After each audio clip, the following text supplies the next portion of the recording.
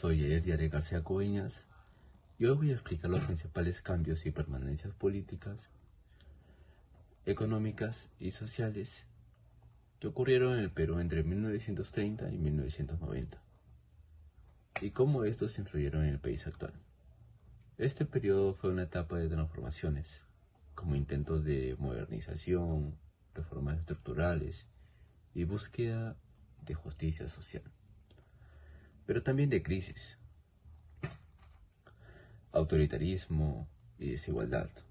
Desde mi punto de vista, el Perú avanzó en inclusión y reconocimiento social, sobre todo con medidas como la reforma agraria de 1969. Pero la falta de planificación y estabilidad política impidió que esos avances fueran sostenibles. Entre 1930 y 1990, el país vivió una constante inestabilidad política. Hubo dictaduras, gobiernos populistas y transiciones democráticas. Durante el gobierno militar de Juan Velasco Alvarado, que ocurrió entre 1968 y 1975, se promovieron reformas profundas, como la reforma agraria, que buscaba eliminar el poder de los terratenientes y redistribuir la tierra. Como la señala el historiador Nelson Manrique en 1921, esta medida cambió la estructura del poder al dar visibilidad política a los campesinos, antes marginados. Sin embargo, al ser impuesta por un régimen militar, no fortaleció la democracia. Concentró el poder en el Estado y debilitó las instituciones representativas.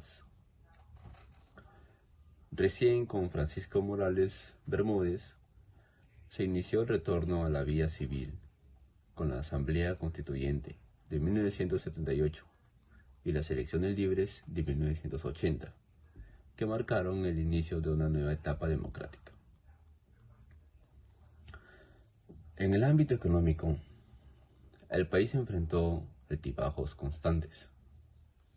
Durante los años 60 y 70, el Estado intervino fuertemente en la economía. Se expropiaron más de 9 millones de hectáreas. El Ministerio de Agricultura del 2020. Y se estatizaron sectores estratégicos, como la minería y la banca. Aunque la intención fue justa, la ejecución fue deficiente. Las cooperativas campesinas no recibieron capacitación ni recursos suficientes, lo que provocó una caída del 17% en la productividad agrícola durante los años 70. En los 80, ya con Alan García, se intentó reactivar la economía sin depender del Fondo Monetario Internacional. Al inicio hubo optimismo, pero el exceso de gasto público y la falta de control monetario llevaron a una hiperinflación, que es histórica. Esto destruyó el poder adquisitivo y aumentó la pobreza. En resumen, entre 1930 y 1990, el Perú osciló entre modelos de estatismo y liberalismo, sin lograr un crecimiento sostenido. Socialmente, el país vivió una de sus transformaciones más profundas, gracias a la reforma agraria. Más de 370.000 familias campesinas accedieron a la propiedad de la tierra. Esto eliminó el sistema de servidumbre y dio dignidad y reconocimiento a millones de peruanos del campo. Sin embargo, la falta de apoyo técnico, educativo y sanitario impidió consolidar esos avances.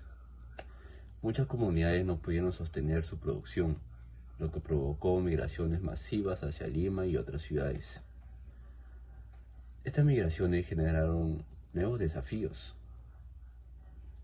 crecimiento urbano desordenado, desempleo y aparición de cinturones de pobreza. Ya en los años 80, además, la violencia de Sendero Luminoso profundizó la división social y sembró miedo en la población.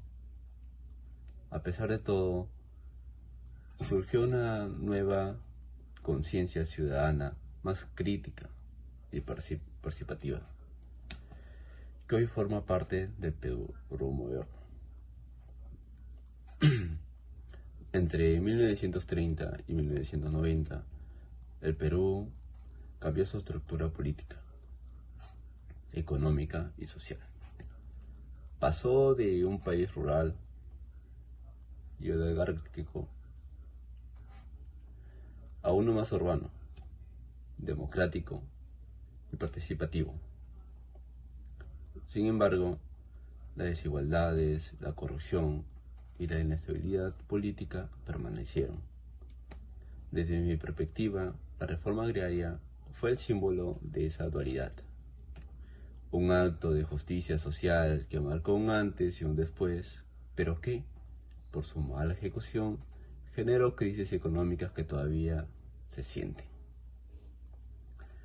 La gran lección de este periodo es que las reformas no pueden imponerse solo por decreto. Requieren planificación técnica, educación, diálogo y continuidad política.